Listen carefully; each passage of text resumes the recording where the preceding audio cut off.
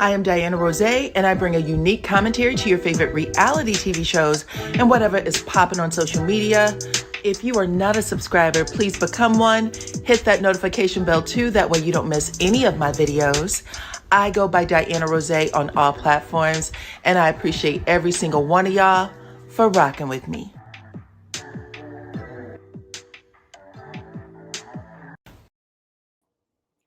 What's up, Supreme Team? Welcome to the channel.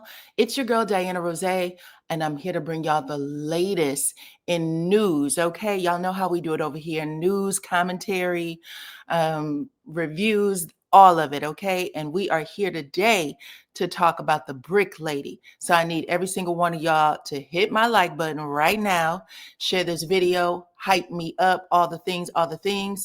But we are about to get into this story.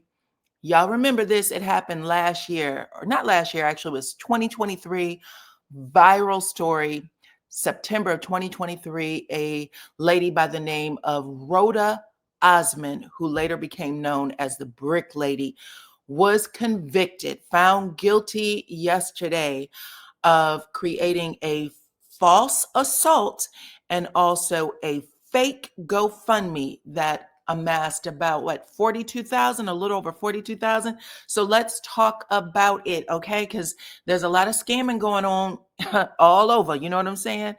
Both in the regular streets and in these social media streets. But yeah, she made a video where she showed the left side of her face, I believe, one side of her face protruding from injuries that she said she got from a violent attack. Y'all can see it right there in the video. So she said one side of her face was protruding, and she said that a man that she had rejected, I guess in the club, soon after came after her and attacked her. So Rhoda Osman, aka Brick Lady, was found guilty yesterday for filing a false assault and for crowdfunding fraud, which is GoFundMe, any of those things where you can ask people for money. And the details of this are insane, so listen up, child.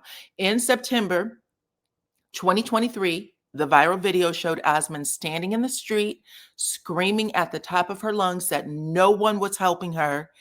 And she also started screaming at other men who were standing around. It looks like they had come out of a club. She said that the other men watched her get attacked and didn't intervene or rescue her from being beaten with a brick. After the video had been posted, it was seen across all social media platforms, and that is when she set up the GoFundMe. Like I said, over $42,000 was raised. Y'all can see that, $42,322, and it was supposed to help her with her recovery. She went so as far as to show herself like at the hospital, like she was going to, go through like an MRI scan, right? There were many blogs that picked up on this story, and a lot of men, in fact, specifically men, said that this was a false story. They said the whole thing is fugazi. They expressed both offense and concern that an innocent man could go to jail behind Osman's accusations. Some of the men who were on the street the night of Osman's alleged attack, they swore that they had never saw an attacker or the victim, prior to her coming into the street and screaming out of nowhere. But the Houston police did take this seriously, and they took a report. And Osman actually named her attacker. She said it was a man by the name of Olin Douglas. Olin Douglas. And the bigger the story grew, the more details didn't add up, and people began questioning Osman at every turn. How can your bruises protrude to that degree, but there's no discoloration on the face from bruising? Your eye wasn't, swollen shut. There's no cuts noticeable on the face. And people didn't stop. Like, they were started calling the police department. There was a whole lot of things that was going on, but that didn't stop Osman. She continued to share her story, and she attacked anyone that called her a liar, including police officers. Y'all check out this story that Rhoda Osman, aka Brick Lady, wrote to the police. She said, "Good afternoon, Officer McCoy. It was a pleasure meeting you and your colleague this morning. Firstly, before attaching what I believe is sufficient evidence for an arrest of Olin Douglas, who admitted and bragged about almost unaliving me, I'd like to start off with a formal complaint.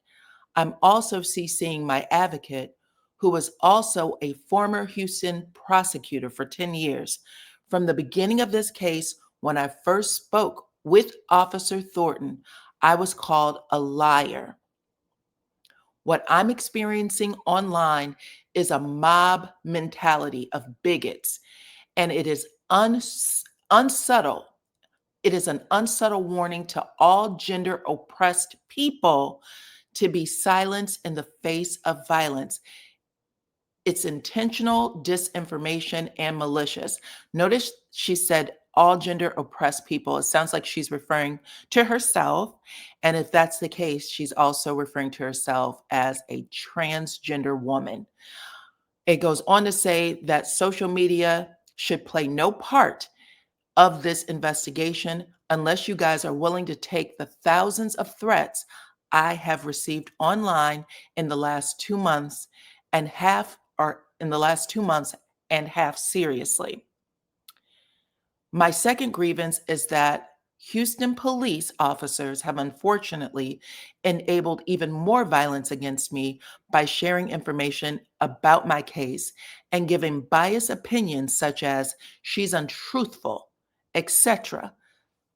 Those recordings between police department and Daphany Sutton, who I am also pressing charges on, is posted online on her page.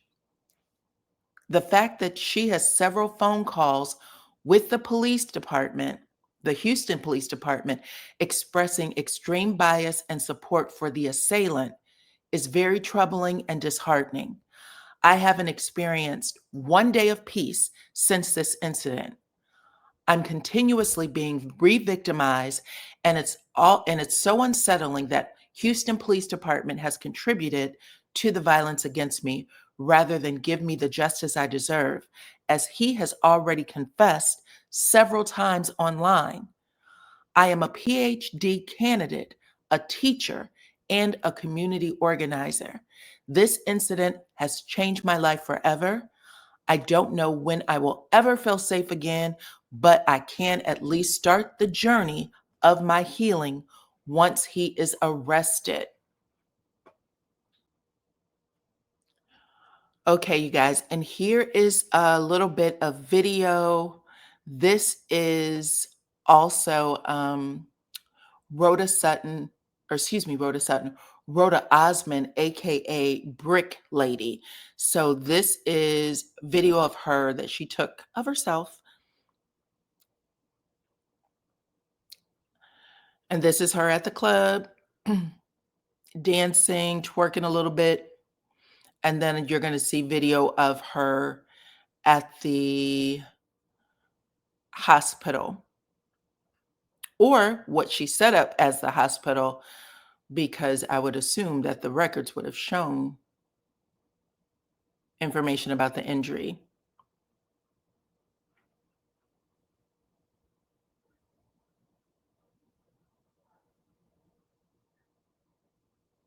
Okay.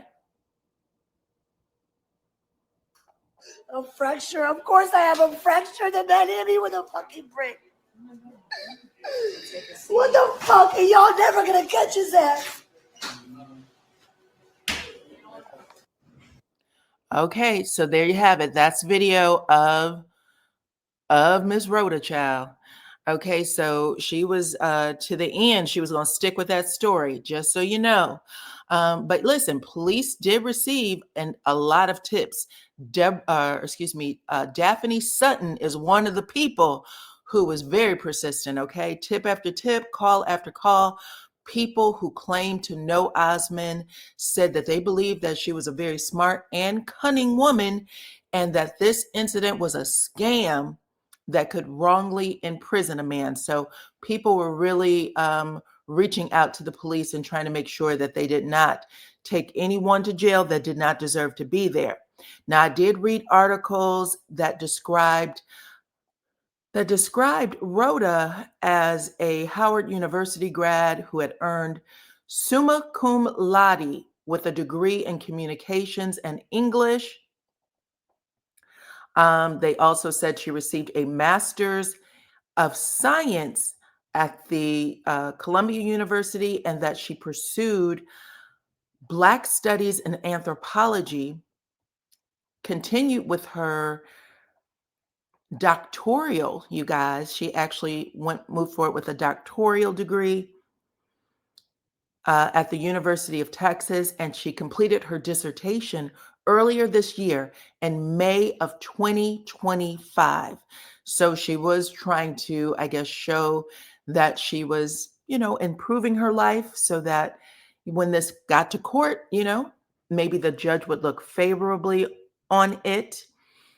But yeah, after the alleged attack against Osman, y'all heard her say she was pressing charges against a woman by the name of Daphany Sutton. Well, after that, that lady, Daphany Sutton, was in constant contact with the police. And Daphne sent over 20 emails, maybe more, child, to the police department containing evidence that Osman was lying. And after an investigation, the police did conclude that Osman's story was fake, and they moved to press charges against her. And that's when Osman had threatened Daphne and even asked her followers, y'all. She threatened Daphne online and asked her followers to help her find Daphne's last name and her address. There is a video that shows Osman visiting a cemetery and saying that she was going to put Daphany Sutton in it. But you guys, Daphne did not allow Osman to scare her and, make sure that she brought the right person to justice and that someone did not lose their freedom. Here is a comment from Daphne. She had posted to her page. She calls herself the queen of accountability. And she said, I want to say thank you to all of my supporters for having my back. I was belittled, judged, and threatened over this case. I wanted to make sure that no woman lies on men for money. She lied on a Black man or lied on Black men. I stood up for Black men. They know me by name at the Houston Police Department. Today, I was given my flowers for assisting in this case. Today, that case was concluded, and they deemed her to be untruthful. All of the slander I received from bigger pages, I wonder what they will say now. I was holding women accountable way before Rhoda. She lied, and I proved it. Part 2 will be epic. Y'all better make sure you're following me. To the pages that disrespected me and tried to destroy me, I take my apologies out loud and via cash. And then she put her cash app and she said, put some respect on my name, the queen of accountability. And you guys, it also looks like Daphany Sutton placed charges on Rhoda, had filed charges against Rhoda Osman for threats as well, okay? So just so you know, it was going back and forth for a minute. This happened back in September 2023, and yesterday, Osman was found guilty and sentenced to 90 days in jail with 10 years probation. And if probation is broken, those 10 years will be done inside of prison walls. She's also been ordered to pay complete restitution, so that 42,300 and something, she has to pay that back in full. And she's been ordered to go into drug rehab. And if that is not all, y'all, if reports are true, they're saying that the judge also banned Osman from social media for 10 years. Okay, this might be the first of its kind. They banned her from social media from 10 years. And Rhoda Osman has a pretty significant following, almost 93,000 followers on her IG page. It looks like she runs an online business there as well. So if all of this is true, this may be how she makes money. And now she has been banned from using any social media platform for a total of 10 years. Now, anytime I read cases like this, I always like to do a little research of others who may have done the same, okay? Counterparts that may have done the same, just to see if justice is equal and fair across the board. And I want to give y'all some names, a few, not everybody, of recent cases. And some of you may have heard of them. There's a woman by the name of Sherry Papini out of California. This happened back in 2017. She faked her own kidnapping and she collected, I think, about 49,000 from a victims fund. I think it was for the family. They did spend that money, paid credit card bills and all kinds of stuff. But she served, or actually did, 18 months, ordered to 18 months in a federal prison. She also had to pay 300,000 in restitution for her crime. A lady by the name of Kayla Hay out of Ohio. This was in 2022. She faked having cancer and she raised about 37,000 through a GoFundMe. She received 3 years probation. She had to pay back 10,000 in restitution. She collected 37,000. She only had to pay 10,000 back. And she also had to do community service. And then there was one by the name of Tony Blake in Texas. This is in 2019. She claimed a racial assault and she raised about 15,000 online. And her sentence was deferred adjudication along with mental health treatment, no jail. So yeah, I love to look this up because the only way you can apply fair and just treatment across the board for all is to look them up. And that way, when things like this happen in your community, you should be calling your prosecutor, the one you vote into office, okay, with the mayor and whomever, and say, make sure that these sentences look similar because, sometimes those sentences be getting out of control. You know what I'm saying? But we, the people, have control over that. Y'all talk to me in the comments, though. Let me know what y'all think about this case. Do y'all think it was fair? Miss Rhoda Osman, the brick lady, again, got charged yesterday. Yeah, talk to me in the comments. Let me know if y'all enjoyed this story and if y'all want to see others like it. Okay, please and thank you. And y'all also know what to do. Follow me on all my platforms at DYANAROZAY. Okay, hit the like button, share the video. Please and thank you. Also, hype me up. Hype me up. And I appreciate every single one of y'all for rocking with me. And I'll check you on the next one. Bye-bye.